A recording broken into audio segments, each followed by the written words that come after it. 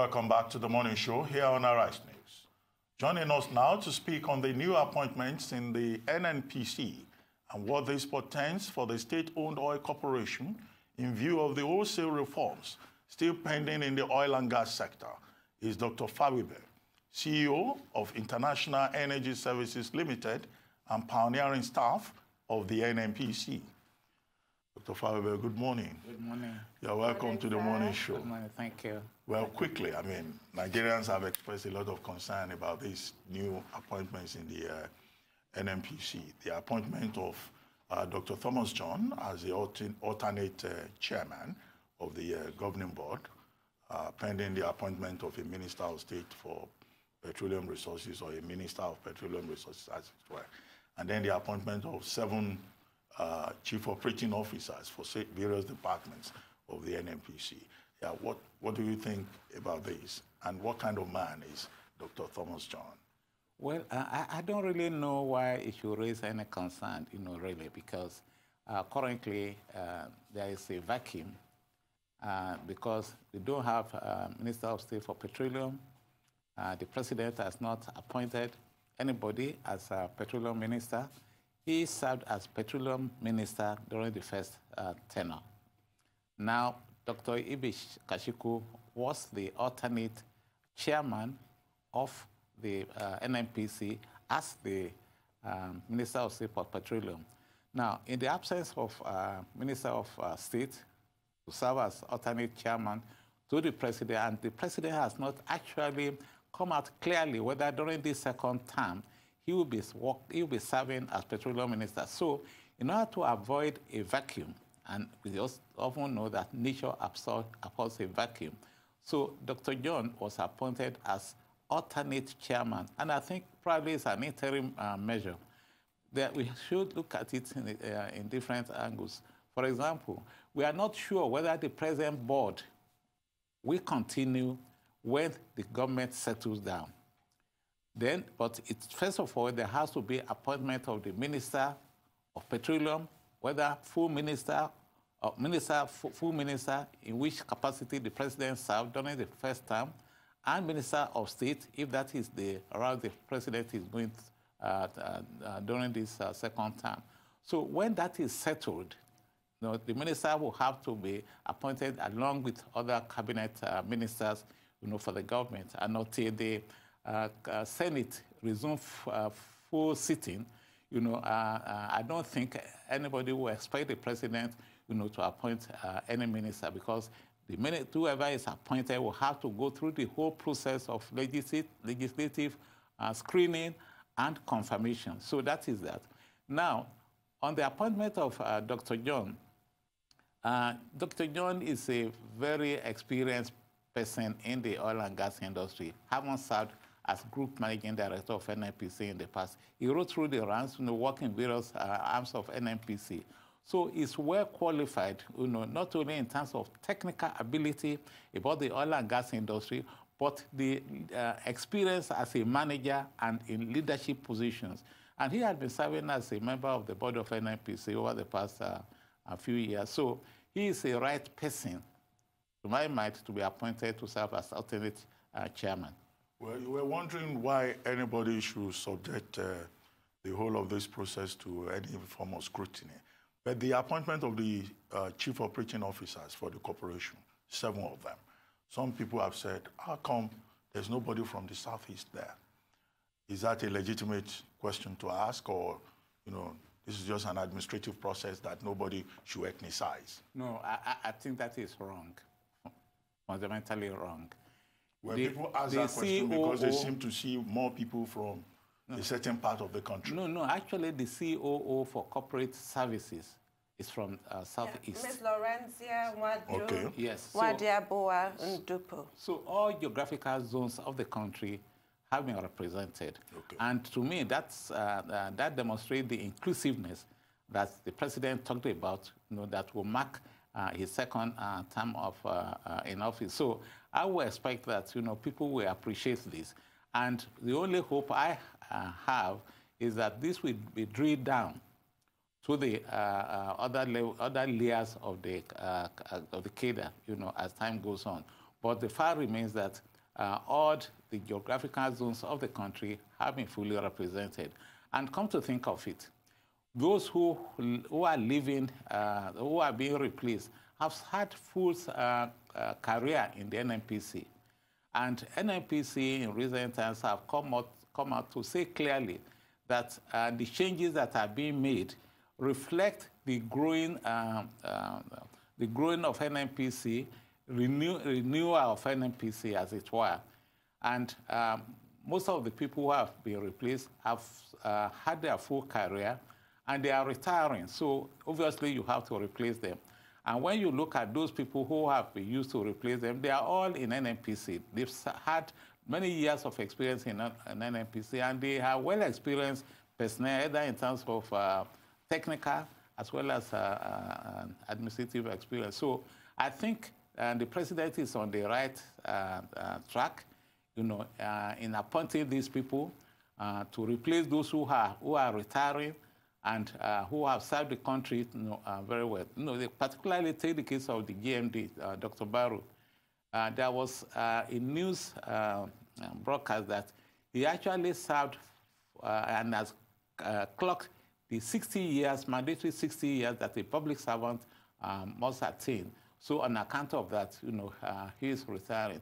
And in any case, it's a political appointment. The president reserves the right to appoint whoever he likes, especially when we are having a new administration. And the announcement that went viral demonstrates the fact that Dr. Barrow did his job.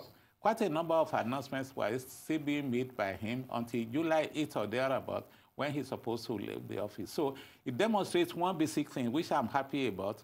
Unlike in the past, when people are being sent away ignominiously, this time around, we are giving people who are leaving decent exit. Unlike those people who are being retired on radio, on television, for example. Like, for example, my boss, whom I took over from as a manager in May 7, 1975, was retired on radio and television. He did not get over it until 2 years when he died. So that's the kind of thing that happened in the past. But now it is good that we can give those who are leaving public service decent exit, except those who have done something wrong. But if you haven't done anything wrong, for goodness sake, haven't served the country, haven't served the organization meritoriously, you should be given decent exit by way of allowed due process to take place when you are replacing such people. And I think in this particular case, that has been observed. So to add to your point about Mr. Mekanti Barrow, that is why that date, July 7th, because people did wonder, that date coincides with his birthday/retirement. So that's why that was. Absolutely. To give him the honor that he's earned. Absolutely. So from the foregoing, I take it, or I can infer, that you approve of the appointment of Mr. Mele Kyari. So I want to ask you about a tweet of his where he says he's now deeply challenged, and I'm quoting, to do more on transparency and accountability. Where should he start? Well, having been in the NNPC over the years, and I served in various positions, he should know if he is given the mandate with a view to ensuring transparency, he should know what to do. But more importantly, one of the basic challenges or criticisms of NNPC is that the operation of the industry has not been transparent. And for some reasons, when you have government as the owner or shareholder of an organization, you cannot expect full transparency the time you can expect in ExxonMobil, on a Shell, and so on. Some of the challenges that NNPC tend to face, many people don't really appreciate it because it's a government company. It's a federation company. I mean, the company owned by the whole federation. And where you have interplay of so many political forces, the type that you don't witness in some of the IOCs, and our own situation here is somewhat peculiar. But that does not exonerate us, the corporation, from being transparent. Now, I expect Mr. Kyari to work very closely with NATI, because NATI, has been very focused on ensuring that there's transparency, not only in oil and gas industry, but in various other organizations of the government corporations. So he will study the, some of the requirements, some of the demands to make NNPC transparent. And what is there? You can ensure some transparency by disclosing the operation of the corporation. Operation in the sense that if we are talking about the finances, which is very key, and then it will ensure that the finance and account division of NNPC is up to date in preparation of information. Information that will be submitted to the government as a shareholder. And these days, National Assembly tends to engage NNPC more than what I would think is actually normal. Because when you, many times NNPC, either the management or whatever, will always be at National Assembly asking, talking to different types of committees, either the Senate or House of Rep, with the result that they have even reduced time to manage the affairs of the corporation. So what I would expect that, since you expect that the National Assembly will want information, you have to prepare against such demand. And also the presidency will also have to require so much information. And you cannot expect an organization of that magnitude to be managed when the information, set of information is not there. So he must devote a lot of time to work with his people to ensure different areas of the activity of the company, the corporation, to ensure that there's very good information that will be made available to stakeholders. I just want to say for our viewers, NETI is Nigeria Extractive Industries Transparency Initiative. Yes. Yeah, Dr. Fawibe, well, when we use words like transparency, accountability, they sound very nice because they are the standard phrases. Yes. But there are some people who are convinced that, the problem with NNPC is corruption. Either in terms of the data that they supply, the conflicting figures about how much fuel is consumed in Nigeria, how much of refined crude is imported, and what they call cost under recovery, which has been a special area or issue of concern, not just for Nigeria, but also for the international community. How do we address that? But maybe you hold your thoughts. We'll take a short break, and then when we come back, you can address that. Welcome back to the morning show here on Arise News.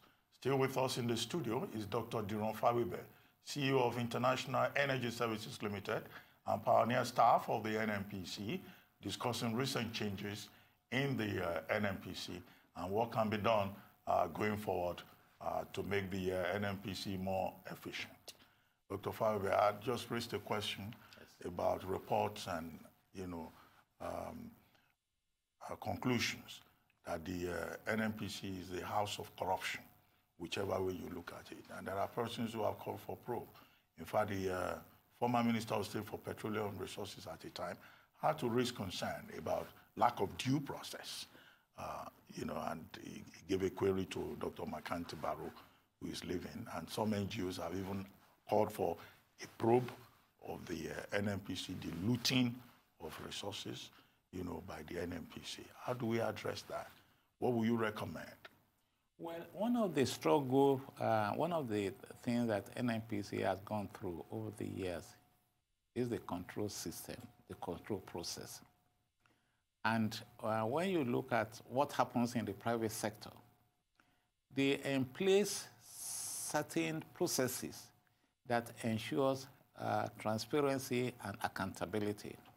And because they are accountable to a set of shareholders, and we have this kind of processes that can ensure that, which of course may not necessarily apply to government. Like I mentioned before, government is the shareholder of NNPC. And except you now said, okay, let us probe the government. And in Nigeria, we have a peculiar case of corruption, that has been articulated to taint every segment of our national life. But you mentioned about the probe that has happened in the past. Have the results of the probe been made public with a view to identify which are the areas where we have no corruption? Which are the mitigating measures or measures to mitigate this kind of problem? For example, I would take, maybe it's on a corporate level. We have quality management system, which we say is ISO certification. During that, with that kind of quality management process, there is so much disclosure that you have to ensure, so much documentation you have to ensure for you to be certified as an organization that is maintaining accountability and transparency. You cannot apply that, to government. Like I said, not only in Nigeria, but in most developing countries, oil-producing countries, the issue of who controls the national oil company, because it's in the process of control and what they control that you have this kind of problem that tends to lead to corruption. But I've used one program with respect to Saudi Arabia some time ago. They have a center, and they've developed the technology whereby you can see what is happening in their oil fields. And this will also apply to the export terminal. You could easily monitor what is going on there 24/7. And that kind of thing does not allow for any wuru that you make claims is going on in NNPC. And it's not only NNPC per se. Look at a lot of pipeline vandalism that an IOC will recall that, okay, I produce so much barrels of oil. But because the pipeline has been vandalized to the point that, thousands, I won't say millions, thousands of barrels have been siphoned, with the result that what gets to the export terminal is totally different from what has left the flow stations, en route to the export terminal. So these are things that tend to make some divergence between the figures you can have, from the production feed, to the export terminal and what is accounted for. So we have enormous problem in this country. First of all, we have to adopt technology to ensure that we monitor quite a lot of things that happened in the oil and gas industry.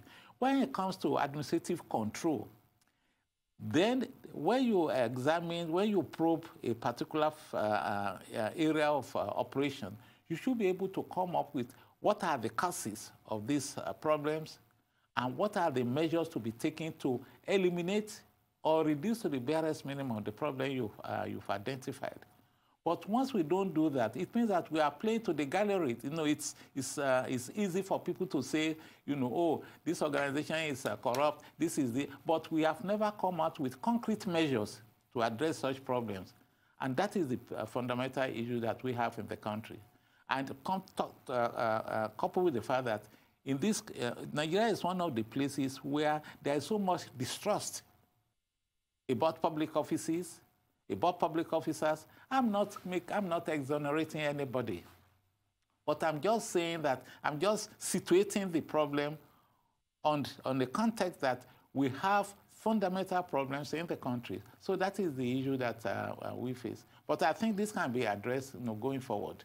Well, to add to what you said about Saudi Arabia, last year Saudi Aramco opened up and disclosed their net income was $111 billion, was it? That's the world's most profitable company. Yes. They beat the number 2, Apple, by a gap. Apple, I think, disclosed $59 billion. And you wonder about NNPC, and you think, this is a national oil company. They've obviously, like you said, instituted measures like technology. They're into all kinds of profitable ventures.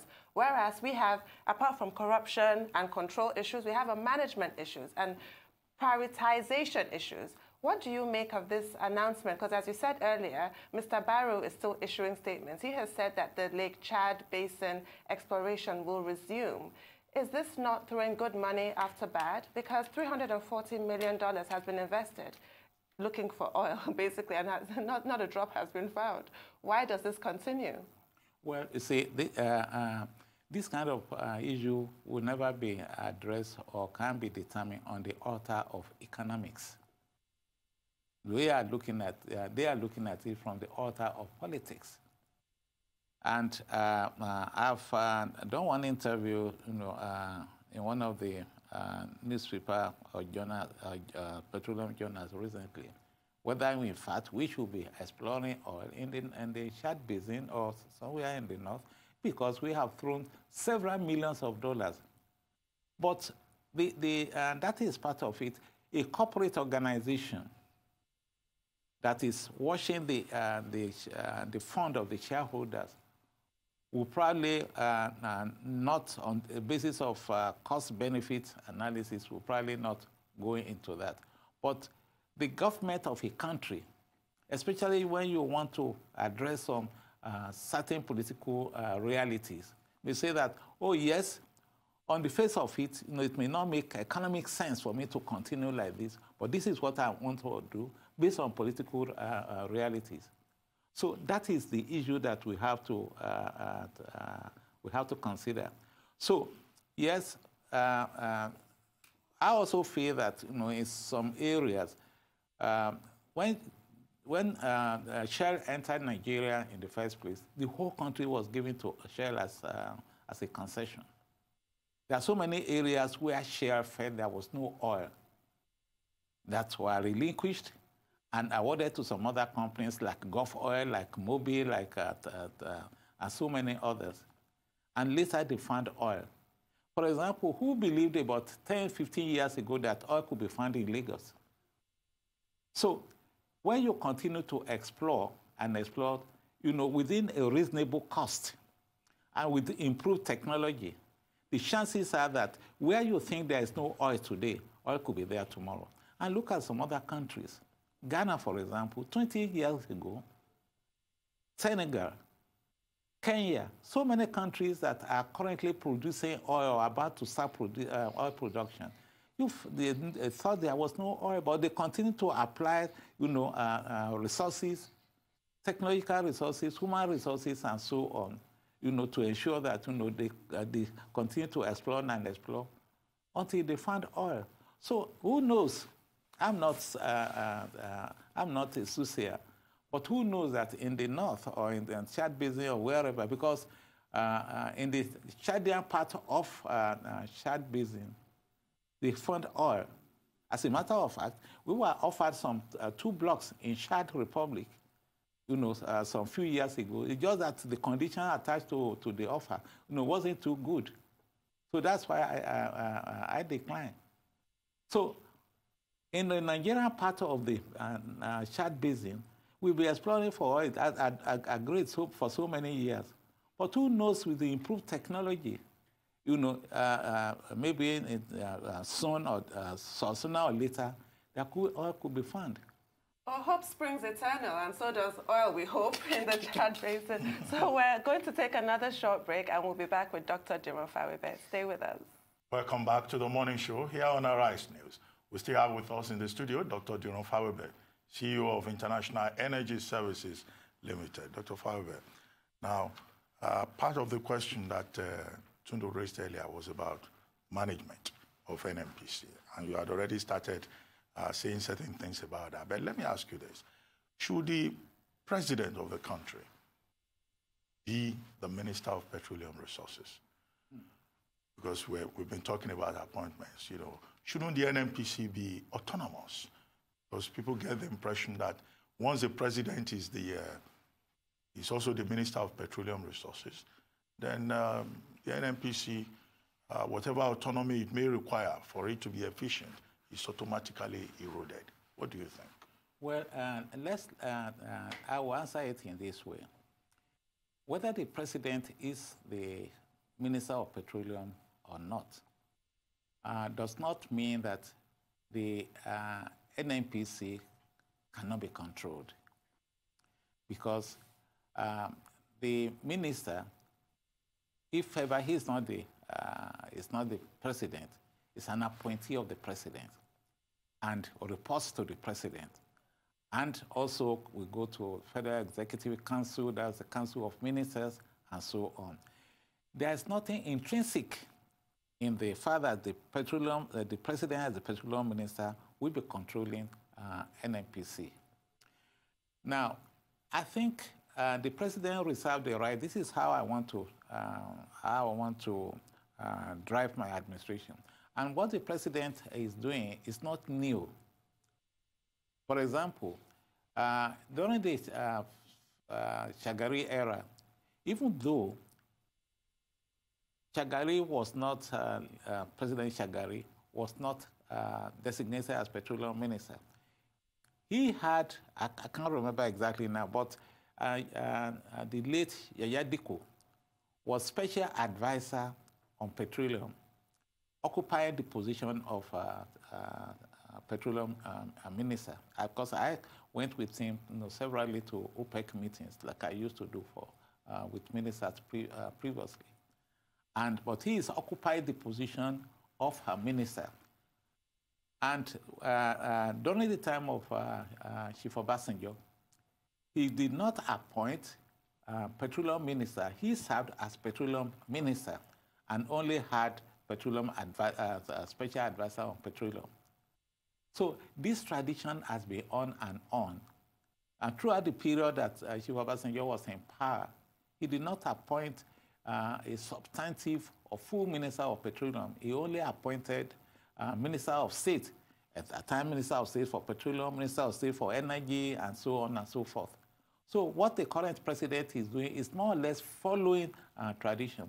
But when it comes to the issue of autonomy of NNPC, there has to be a way to make that happen.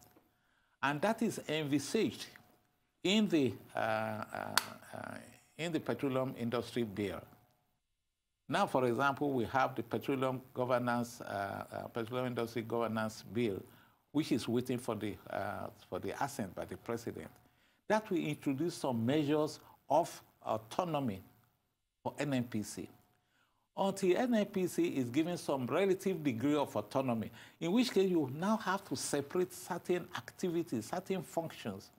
For example, we have national oil company that will operate like a normal commercial organization.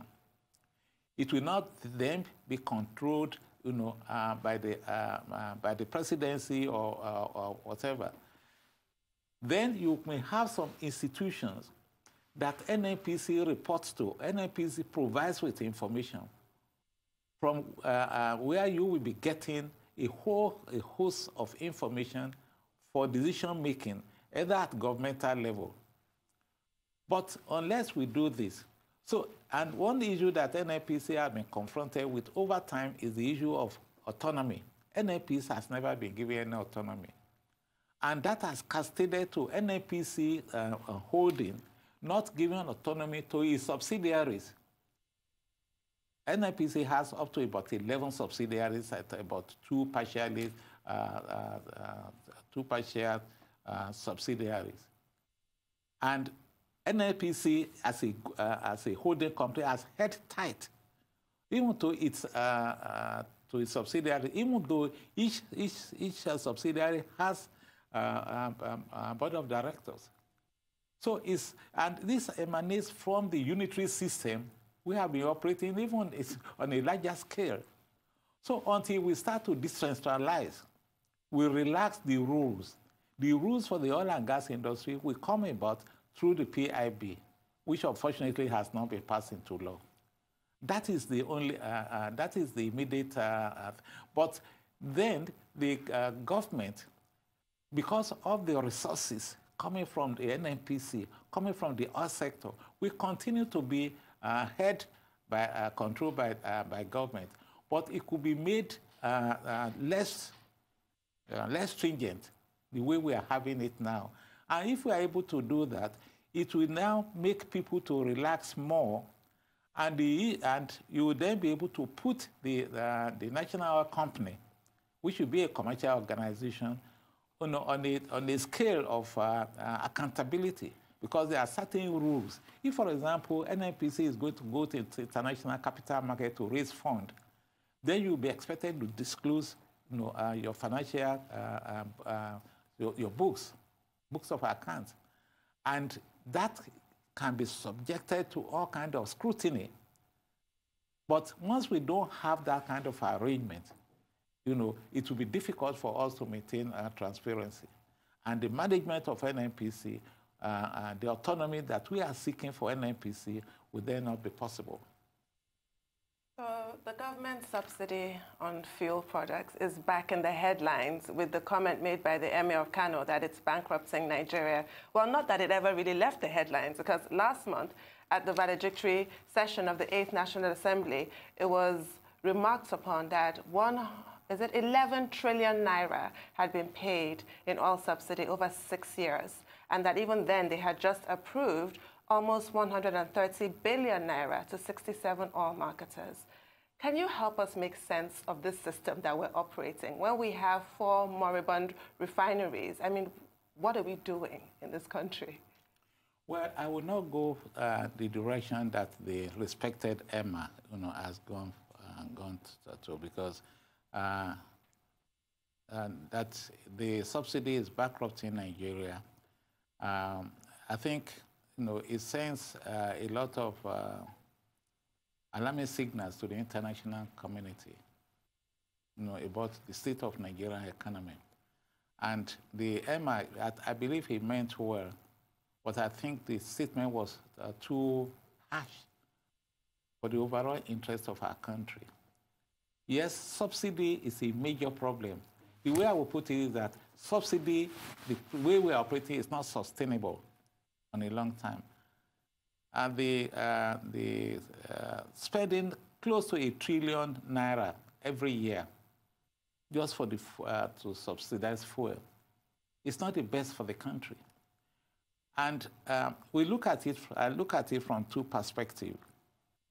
The amount of money that government is paying, the debt that government is paying to whoever is bringing fuel into the country, which could actually be used, the money could be used to provide social services.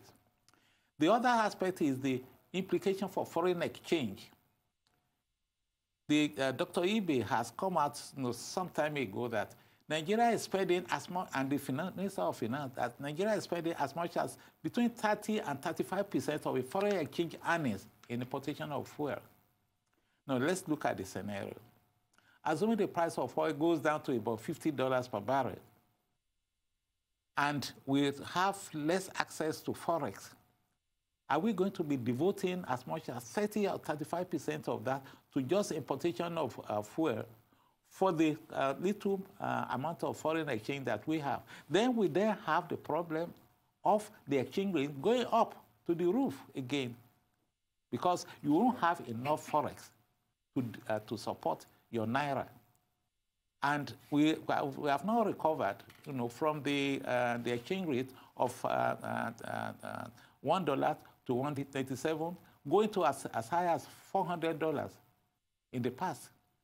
So if it goes to $600 per barrel, 600 to $1 today, just imagine the impact on the economy. So that is the aspect that worries me.